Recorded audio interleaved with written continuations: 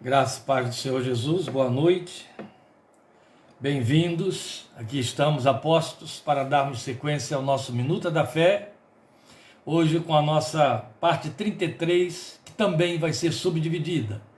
Parte 33A de Efésios, capítulo 4, desta vez nossa leitura será dos versículos 13 a 16, mas ainda estamos dentro daquele trecho de 8 a 16.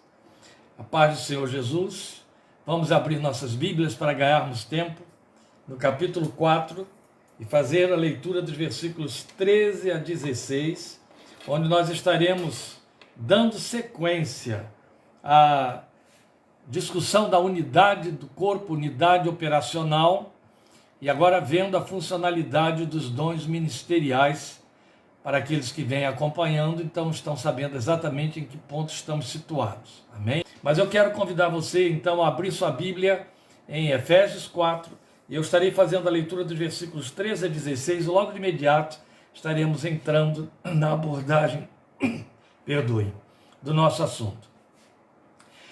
Até que todos alcancemos a unidade da fé e do conhecimento do Filho de Deus, e cheguemos à maturidade, atingindo a medida da plenitude de Cristo. O propósito é que não sejamos mais como crianças, levados de um lado para outro pelas ondas, nem jogados para cá e para lá por todo vento de doutrina e pela astúcia e esperteza de homens que induzem ao erro. Antes, seguindo a verdade em amor, cresçamos em tudo naquele que é a cabeça, Cristo. Dele todo o corpo, ajustado e unido pelo auxílio de todas as juntas, cresce e edifica-se a si mesmo em amor, na medida em que cada parte realiza a sua função. Essa leitura vai prosseguir quarta-feira que vem neste mesmo texto, provavelmente então nossa parte 33b, se não der para encerrar no B, será o C, mas para que cheguemos até o versículo 16, quando então toda a estrutura muda a partir do versículo 17. Mas estamos subdividindo esse trecho, meus irmãos. Vocês têm acompanhado, estão percebendo que esta é a necessidade que se impõe para que não percamos os detalhes da riqueza do texto. Começa que nós não temos um compromisso com o curso que tenhamos de cumprir dentro de um calendário. Teremos as interrupções inevitáveis das festividades de fim de ano.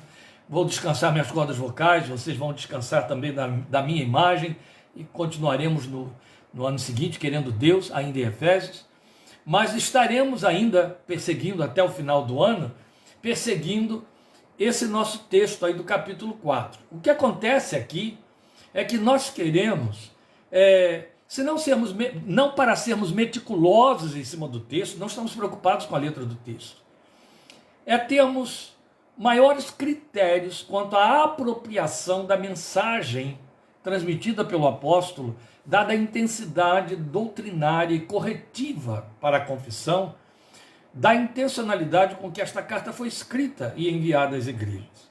Por isso que a gente precisa se deter em pontos por demais importantes. Espero em Deus que semana que vem eu comece a abordar o que nós temos aqui considerado por ele no versículo 14.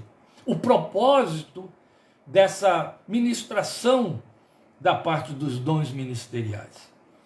Mas hoje nós vamos considerar aqui, muito especificamente, essa dinâmica desse trabalho para a realização do ministério dos santos. Então nós temos examinado esse capítulo 4, versículos 8 a 16, e aí nos detivemos sobre esses tópicos da unidade orgânica e da unidade operacional da igreja. E vimos que a unidade operacional ocorre a partir da atuação dos dons ministeriais que Cristo concedeu à sua igreja. Isso já ficou bem batido aqui. Também vimos, e foi semana passada, no versículo 12, que esses dons têm por objetivo a equipagem do corpo, o treinamento do corpo para a obra do ministério. Ou seja, o seu serviço, porque o corpo de Cristo é e sempre será formado por um corpo de servos. São coisas que, se não alinhavadas, se não salientadas com as ênfases que lhes pertencem, caem em lugar comum. Nada pode ser pior para a nossa fé e para a leitura da palavra que alimenta a nossa fé, como veremos domingo, do que deixar alguma coisa cair em lugar comum ou ser tecnalizada. Uma delas esse verbete servo. Nós temos o hábito de orar pelas pessoas, chamando-as de servos. Vocês que me têm acompanhado têm ouvido eu dizer que eu tenho muito cuidado em fazer uso dessas expressões. Até quando oro por outra pessoa, eu oro por teu filho, tua filha. Eu tenho minhas reservas quanto a dar título de servo a um crente, porque, verdade das verdades, achar servos entre os filhos de Deus hoje em dia está muito raro. Vai ficar cada vez mais raro. Paulo profetizou que os homens estariam egocentralizados cada vez mais. Não pode haver egoísmo no servo. O servo, ele serve, ele não é servido. Jesus assumiu isso. Jesus é o servo do Senhor, profetizado em Isaías 42 e também em 53. E ele disse que ele veio para isso, veio para servir. Paulo disse isso outro tanto. E é interessante a gente então considerar que o corpo de Cristo é formado por um corpo de servos. Estamos sendo treinados para sermos servos, escravos, doulos, é a palavra original de que Paulo se serve à farta, à larga. Isso é muito importante. E agora ele então nos leva para o que ele chama de propósito do ministério dos santos. Propósito do ministério dos santos. Começa aqui bem cedo, no versículo 13, mas se intensifica nos versículos 14 e 15. Como veremos então a posteriori. Hoje a gente vai se deter aí nesse versículo 13. Então, em outras palavras, é aquilo que estabelece o resultado do que ele chamou no versículo 12 de o corpo de Cristo edificado.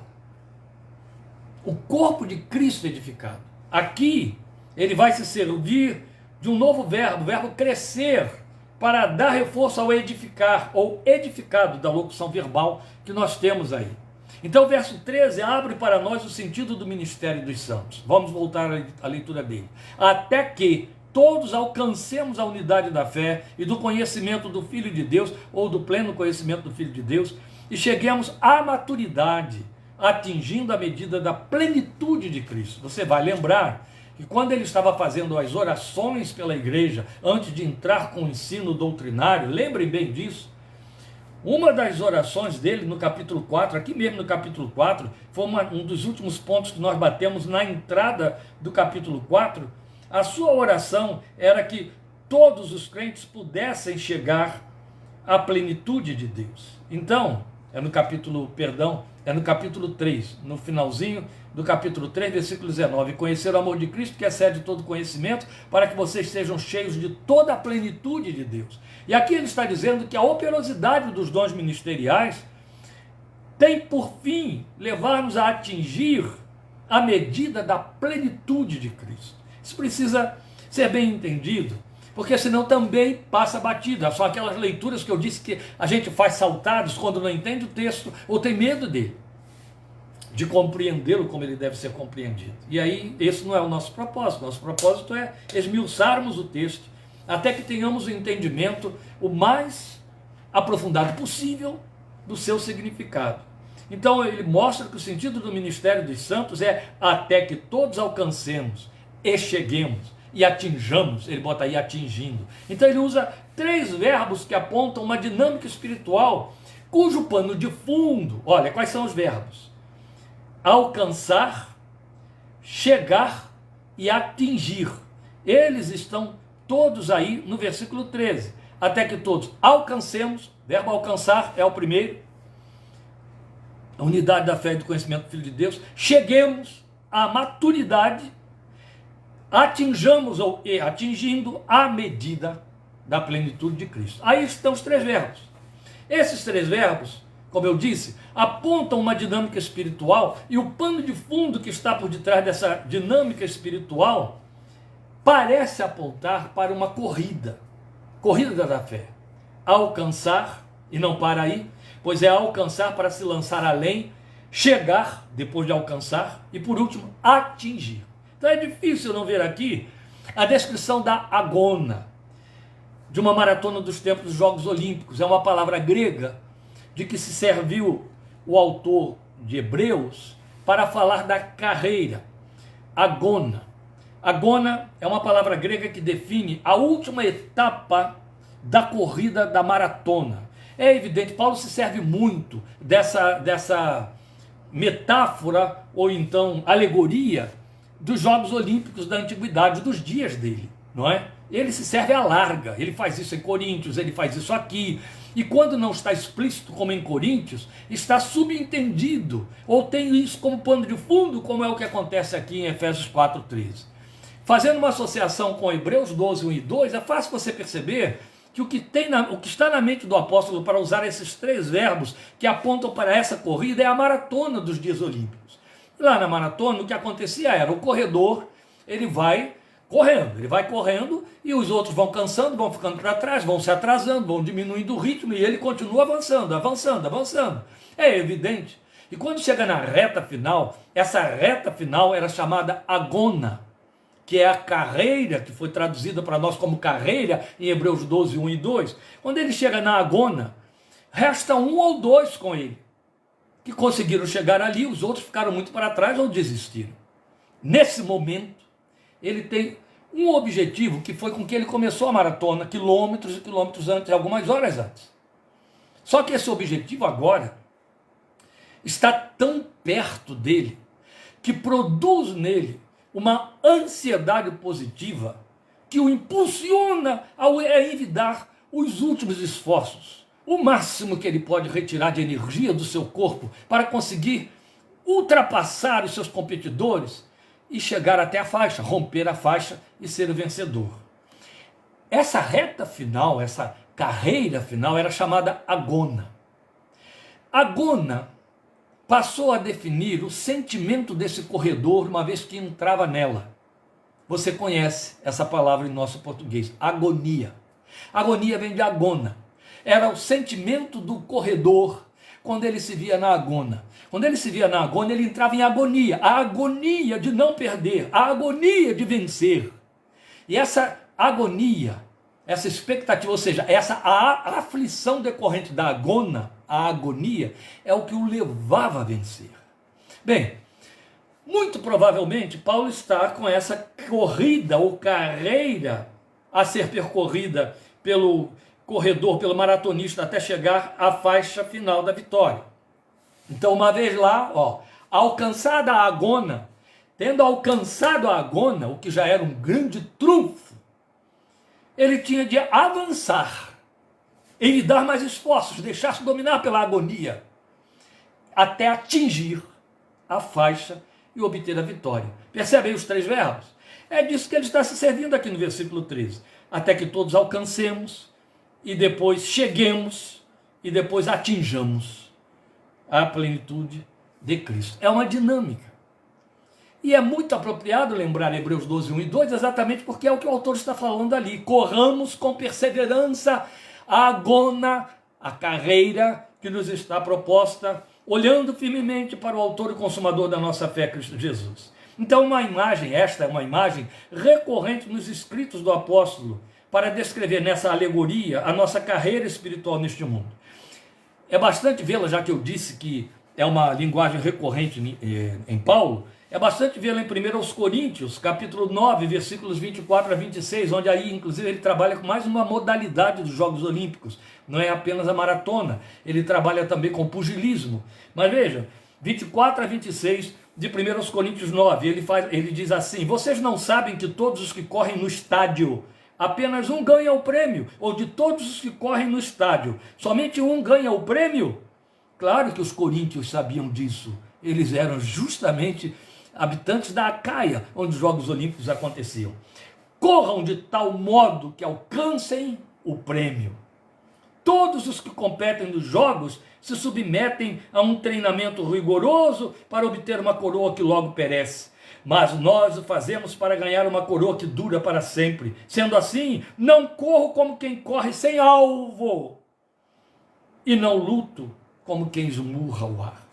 Esta associação foi feita agora por mim em 1 Coríntios 9, de 24 a 26, não foi apenas para referendar, para mostrar que este era um argumento, uma alegoria de que Paulo se servia, não foi só isso.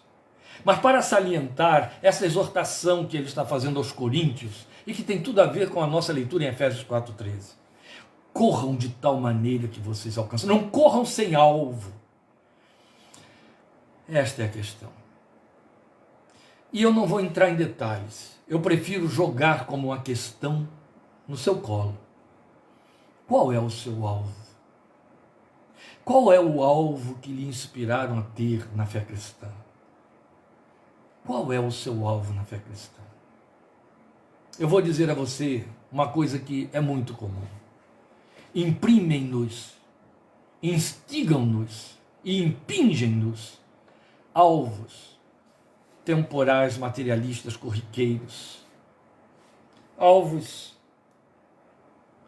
imediatistas, alvos seculares para a nossa fé, alvos que não comprometem na aliança com transformação de vida, nada, alvos para conquistas do que é visível.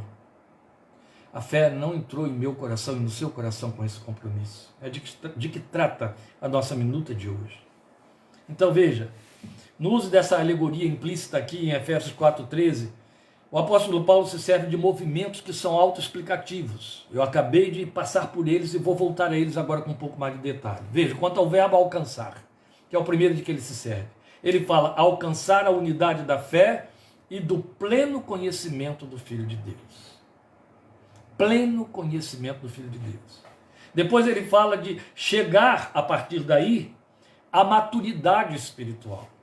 Percebe que ele faz uma diferença entre pleno conhecimento do Filho de Deus e maturidade espiritual? É verdade.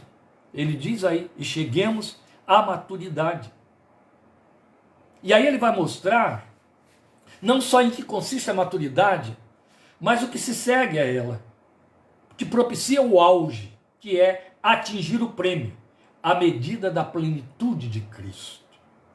Medida da plenitude de Cristo fala de aptidão espiritual.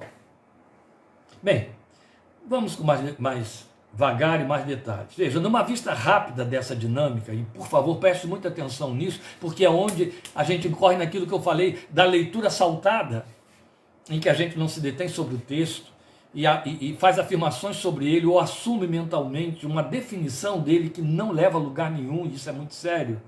Mas numa vista rápida dessa dinâmica de que Paulo está se servindo, então parece de relance que ela aponta para uma experiência cuja culminação está fora dos parâmetros temporais. Não. O apóstolo não está falando de alvos escatológicos, aquilo que fica para depois da morte. Não. Ele está falando de uma experiência espiritual enquanto nós somos igreja militante. Entende?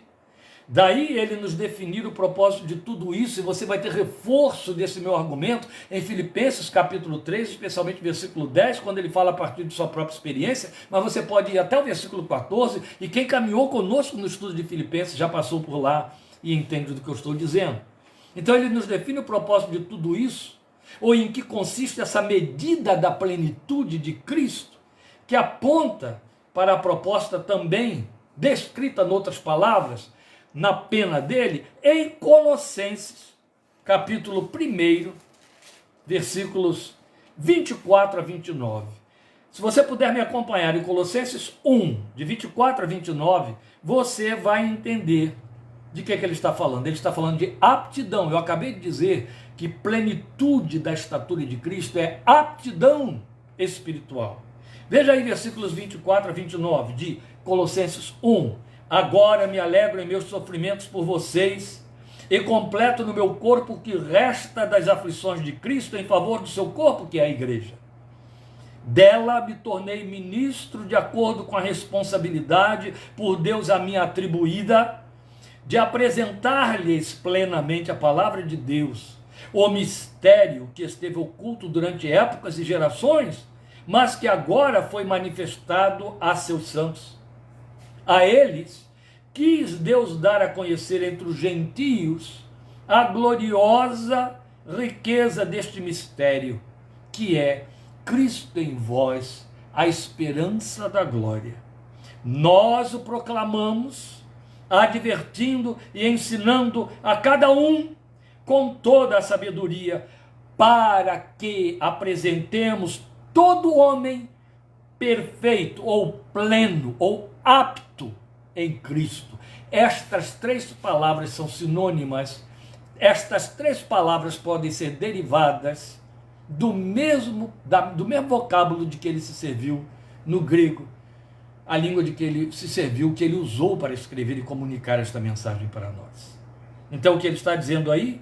A fim de que apresentemos todo homem perfeito, todo homem pleno, todo homem apto em Cristo.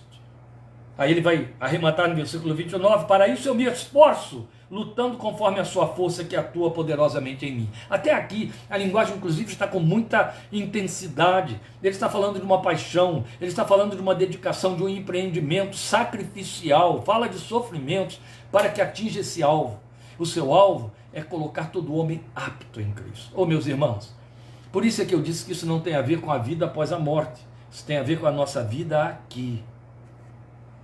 Se o aperfeiçoamento espiritual fosse algo que visasse somente a nossa vida na eternidade, todo o trabalho da igreja, todo investimento dos dons ministeriais, toda a ministração da palavra para gerar fé, toda a promessa, a garantia ou a revelação que diz que o Espírito de Deus está operando e a palavra também eficazmente em nós, toda a exortação que diz até que Cristo seja formado em nós, toda a promessa que diz que estamos sendo transformados de glória em glória até a imagem do Senhor, seria inútil, seria desnecessário, seria uma desnecessidade, uma perda de tempo.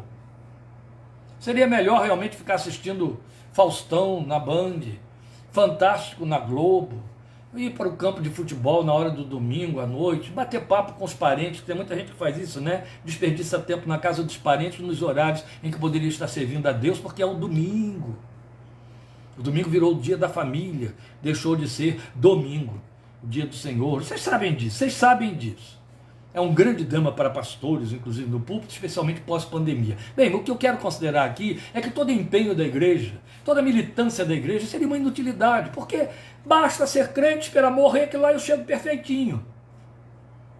E aí não há nenhum compromisso da minha vida, por exemplo, com Colossenses 2,15, Filipenses, 2,15, que é texto que me comprometa a mim e a você como crente nesta geração. Mais do que esse aqui, eu não encontro um segundo texto, um paralelo a ele, ou do mesmo nível, não encontro.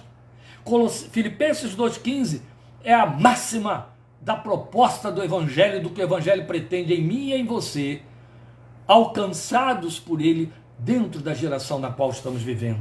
Para que venham, está aí o texto de Filipenses 2,15, para que venham a tornar-se puros e irrepreensíveis, filhos de Deus, inculpáveis no meio de uma geração corrompida. Não tem nada a ver com a eternidade, gente. É aqui, ó. Geração corrompida está aqui, não lá no céu. Tá certo? No meio de uma geração corrompida e depravada. Eu não estou falando das décadas, dos anos do século XVIII, XIX, nem do XX. Os anos em que a sociedade se tornou mais podre foram a partir, pelo menos, em cima de uma leitura do lirismo e do jornalismo que descreve os anos anteriores aos anos dourados. A sociedade depois da pós-guerra, a sociedade pós-guerra, da Segunda Guerra Mundial, se tornou extremamente cínica e muito próxima, muito paralelamente próxima à profecia de Paulo a Timóteo, que diz que os homens seriam desafeiçoados, desapegados e por aí afora. Então, a palavra depravada, corrompida, ela descreve com adjetivos intensos a realidade que a gente comprova todos os dias. Basta ouvir uma música. Basta ouvir o vizinho conversando com o outro na esquina. Basta ligar a sua televisão. Basta fazer uma reunião de família. Corrompida e depravada, na qual vocês brilham como estrelas do universo.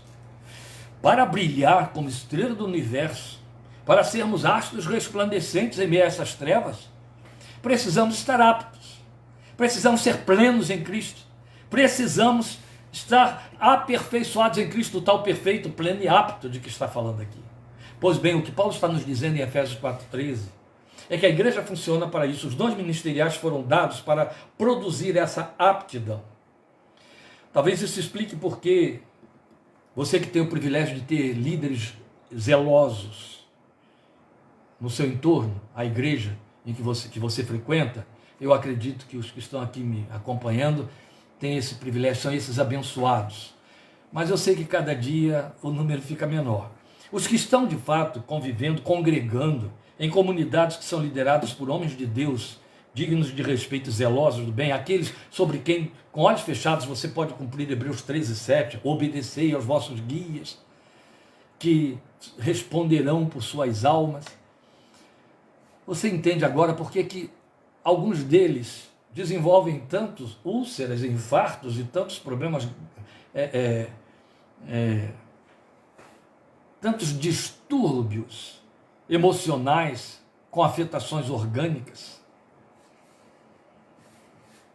psicoafetivos, se afligem, se angustiam, porque estão conscientes de que o trabalho deles é ministrar e ensinar para tornar o crente apto. Então, quando eles veem, como Paulo viu acontecer com os crentes da Galácia, que tudo aquilo que ele ministra, que ele dá, tem como retorno uma não resposta, uma resposta oposta, isso leva àquela sensação de ter corrido em vão que abateu Paulo. Isso explica porque alguns dos seus líderes se abatem tanto, e choram, e gemem, e sofrem, porque eles veem que todo o empenho para que haja essa aptidão cai por terra. Agora, aqueles que realmente estão frequentando ambientes onde o próprio líder precisa que alguém ensine a ele a ser luzeiro no mundo, aí estão muito à vontade, muito confortáveis para viver da forma mais desvirtuosa possível em termos do Evangelho. Mas o propósito do Evangelho é a formação dessa imagem de Cristo em mim e em você nesta geração. É isso que a Bíblia chama de perfeição, de plenitude, de aptidão. O empenho dos dons ministeriais é para nos levar a isso. Entende? É do que ele fala nos versos 14 e 15, que é assunto da nossa próxima minuta. Mas como eu já estou chegando ao fim, porque hoje eu estou bem suave, né, por conta da minuta, e também aqui as cordas vocais, importa antes avaliar o significado dessa dinâmica na sua funcionalidade. Veja, alcançar a unidade da fé, de que fala aqui o versículo 13, não é nada mais, nada menos do que os cristãos estarem identificados naquela uma só fé, de que ele falou anteriormente, que nós já discutimos aqui. É preciso que estejamos muito identificados com uma só fé. Existe uma linguagem muito que tem muito comprometimento com o ser conciliador, o conciliatório entre nós evangélicos, que acaba sendo perigosa, quando nós queremos dizer assim, vamos procurar perseguir entre nós, que viemos de grupos diferentes, que pertencemos a comunidades diferentes, aquilo que nos une. É muito bom pensar em realmente manter comunhão em cima daquilo que nos une. A questão é que nada que nos una pode esbarrar, ser confrontado ou ir contra a cristologia, que é a unidade da fé. Se uma prática espiritual, se uma liturgia evangélica, se um ensino ou uma doutrinação de um grupo está sendo feita de maneira a ir na contramão da cristologia, Paulo já disse, é anátema, mesmo que seja ministrado por um anjo vindo do céu, é outro evangelho. Então é preciso ter critério, ter muito cuidado. Esses ensinos que seduzem muito, que como Paulo disse, são aqueles ensinos cheios de tempero para provocar comichão nos ouvidos dos que ouvem, são sedutores. Se eles batem contra a cristologia, eles são heréticos, não prevalecem. Se eles se tornam, por exemplo, uma via, uma proposta de levar você a descobrir um atalho para vivenciar a sua fé, o compromisso deles está totalmente desconectado com o alvo final do Evangelho. Então, a unidade da fé, ou uma só fé, de que Paulo falou anteriormente, que nós já discutimos aqui, é a fé salvadora, aquela confissão cristo-centralizada, onde os efeitos da obra de Cristo na cruz, que são recebidos mediante a fé, acontecem sem qualquer concurso meritório, qualquer concurso de obras humanas. É perigoso quando se ensina meritocracia aos crentes. E temos igrejas que fazem isso. Temos igrejas que assumem que você deve participar de 7 semanas de oração, 21 dias de oração, toda sexta-feira estar no monte para orar, vigílias não sei de que, das quantas, onde essas práticas que deveriam acontecer para ter por único e suficiente objetivo levar você a uma vida espiritual mais intensa, uma vida de oração mais eficaz e mais prática, mais comprometida, elas descambam para a ideia de que você assim vai ganhar um mérito diante do Senhor, vai chamar a atenção do Senhor sobre você, vai levar você a adquirir direitos espirituais, que vão comprometer Deus a lhe dar respostas em cima daquilo que você está buscando, isso e aquilo. Isso é heresia. Isso é fazer acréscimo de obras evangélicas, obras espirituais, substitutivas daquilo que recebemos sem mérito algum. É preciso ter cuidado. A cristologia nos fala dessa graça sem obra. Então daí resulta em aptidão para a maturidade espiritual, que aponta crescimento, que faz diferença com o ser criança na fé, de que ele fala nos versículos 14 e 15, sobre o que queremos gastar um bom tempo semana que vem. Porque o alvo supremo dessa aptidão, como eu vim falando até agora, é nós atingirmos a estatura adulta de Cristo. Por isso que o texto fala disso, a estatura de varão perfeito. É a estatura adulta de Cristo. Então, em resumo, o trabalho inteiro do corpo é em direção a cumprir aquilo de que o apóstolo mesmo falou em Gálatas 4,19. Eu disse que voltaria a essa mensagem do apóstolo Paulo. Em Gálatas 4,19 ele diz: meus filhinhos, por quem sofra as dores de parto, até que Cristo seja formado em vós. Percebe como estamos trabalhando com o contexto nossa geração? Paulo está dizendo aos crentes da Galácia, que estavam produzindo muito sofrimento neles, porque estavam aderindo a obras adjutórias da graça, judaizantes. Paulo chega e diz: meus filhinhos, eu estou sofrendo por vocês como que dores de parto. Eu sofro dores de parto por vocês, até que Cristo seja formado em vocês. O alvo do evangelho, o alvo de todo pastor, o alvo de todo líder, o alvo de todo ministrante, o alvo de todo ensinador do evangelho, em toda oportunidade que tem de ministrar, de evangelizar, de ensinar, de pregar, é dar recursos ao ouvinte, ao grupo, ao outro crente, ao outro pastor, ao outro irmão, para que Cristo seja formado nele, para que haja menos dele, mais de Cristo, para que o caráter do Filho de Deus, a forma de pensar do Filho de Deus, a forma de sentir e de se comportar do Filho de Deus, vá ganhando espaço, vá ganhando espaço. O nome disso é crescimento. O nome disso é ir deixando de ser criança. O nome disso é ir amadurecendo. O nome disso é ir se tornando adulto espiritual, atingindo a estatura de Cristo para esse tempo, até que Cristo seja formado em vocês. Este é todo o propósito pelo qual somos alcançados pelo Evangelho de Cristo. O alvo do Evangelho de Cristo não é tornar você o bam das respostas às orações. O alvo do Evangelho de Cristo é fazer de você cristão, um outro Cristo na sua geração, por dentro e por fora, na forma de ser, de viver, de pensar e de falar. Se assumimos esse compromisso com o Evangelho, estamos na reta certa. Se não estamos conscientes destas coisas, estamos no endereço errado. Queridos irmãos, nós estaremos juntos domingo que vem, 17h30. E aí nós vamos considerar a palavra que fala sobre a fé, e o nosso tema será: basta uma palavra tua. Este é o tema de domingo, 17h30. Basta uma palavra tua, para falar daquilo que a nossa fé pertence. Amém? Obrigado por sua presença, companhia, participação, interesse. Quarta-feira que vem, querendo Deus, que será a nossa parte 33B, nós vamos estudar o grande contraste que existe entre ser criança e ser maduro na fé. E vamos gastar tempo aí. Deus te abençoe e até domingo, em nome do Senhor Jesus. Grande abraço. Obrigado por sua atenção.